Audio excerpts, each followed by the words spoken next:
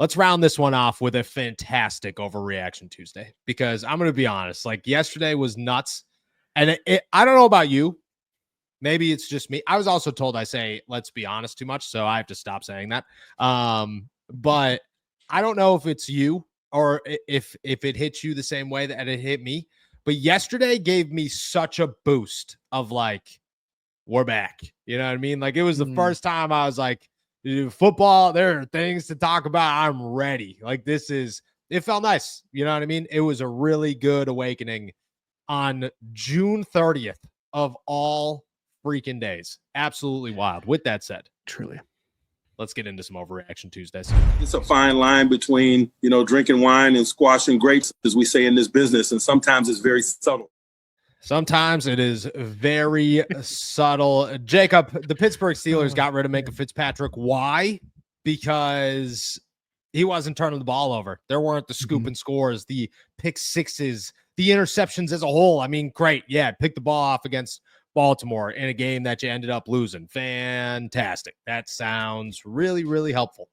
Yeah, Jalen Ramsey is the reason that they said this needs to be a change. And with that, the spark will come. Jalen Ramsey is still a good football player. I truly believe that. And a lot of people are down on him. I'll tell you this. I'm not down on Jalen Ramsey. I think Jalen Ramsey's got a lot left in the tank here at 30 years old. Jalen Ramsey, overreaction or not, will have 5 or more interceptions in 2025. Ooh, okay. Wow. Early, I'm going to have to strike down the optimism and go overreaction. I think there's going to be turnovers. Okay. I think Jalen Ramsey is going to, have a better statistical year than last year in Miami. More than 5, buddy. I hate to be so pessimistic immediately, but that's got to be an overreaction for me. I would maybe even, if you said 4, I'd be like, yeah, you know what? I'm jazzed up. Let's go for it. But 5, that's a big ask, even for a former All-Pro like Jalen Ramsey. So I unfortunately have to go overreaction right off the bat. My apologies. I love it. 5 or more. I don't know, man. I'm in on Jalen Ramsey. I think I'm fired up about Jalen Ramsey, to be honest with you. Like Minkah, I was fired up about Minkah. Sometimes I think just a change of pace, just come on over to a different team and see what happens. And I just think it's gonna work. We're gonna stick with Jalen Ramsey here, because look, he might not have 5 interceptions in 2025. Maybe that's not the case. But at the end of the day, when this is all said and done, people are talking about who won this trade, it will be the Pittsburgh Steelers. Why? Because Jalen Ramsey this season is going to make the move to safety and is going to be a more exciting safety this season than Minkah Fitzpatrick. Now you got me good here. I do not think this is an overreaction. I think this is much more likely than the 5 interceptions. Truly. And maybe this is an overreaction. I don't think it would be crazy to say that we are probably done seeing the elite version of Minkah Fitzpatrick now that he is going back to the Miami Dolphins. Doesn't give me a lot of hope for him to be down there. That being said, yeah, I have no idea what the plan is for Jalen Ramsey, as I've sort of already alluded to. I think he's going to be all over the field, but I could certainly see them being like, you know what, you're going to thrive here at the safety position. You can force turnovers. You can be in the box when you want to. Yeah, I think we could see him thrive there and be a much more impactful safety than Minkah Fitzpatrick this year. So would I bet on it? Probably not today, but not an overreaction at all. I think that is well within bounds. I love it. We're going to keep it trucking here, but the other side of the football and the newest former Arthur Smith addition to the offense, Jonnu Smith, is coming here off his best season in the NFL, his first Pro Bowl. And people say, oh, well, he's never had more than 500 and blank yards with Arthur Smith. All right, well, that means he's never had more than 500 blank yards in the NFL outside of last season. This year is going to be different, okay?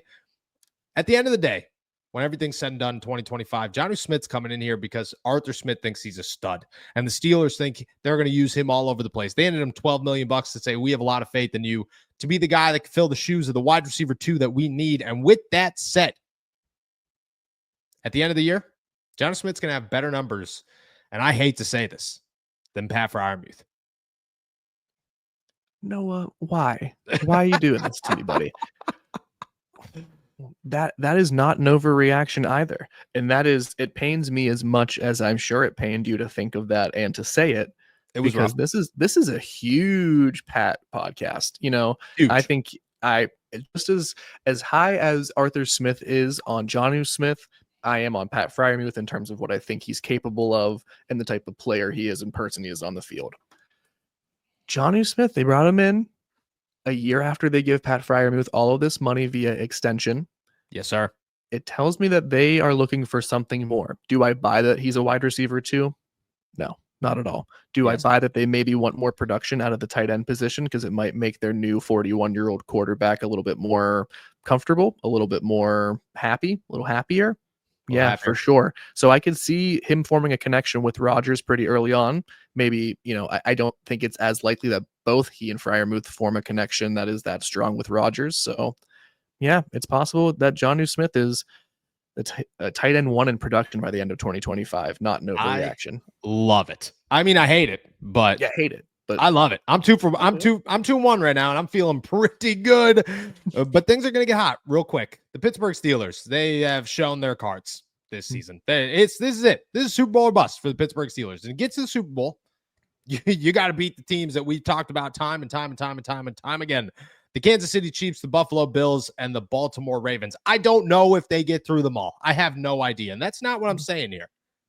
What I'm saying, though, is the Steelers have finally done it. They finally hit a place where I feel good saying this out loud. The Pittsburgh Steelers, if faced in the playoffs to do this, can beat at least one of those 3, the Chiefs, the Bills, and the Ravens this postseason. Not an overreaction again. Let's go. I don't think anything, one of these things, I think only one of these things, but the other 3 things that you've said so far have been very much in line, very much within bounds, very much possible for the Steelers in 2025. Am I 100% confident on them being a Super Bowl contender? No, still not the best, still not the favorite in the AFC. But do I think, a motivated, resurgent Jalen Ramsey as a difference maker and turnover creator for the Steelers defense, combined with a rejuvenated offense, can lead to 1 or 2 impressive victories in the playoffs?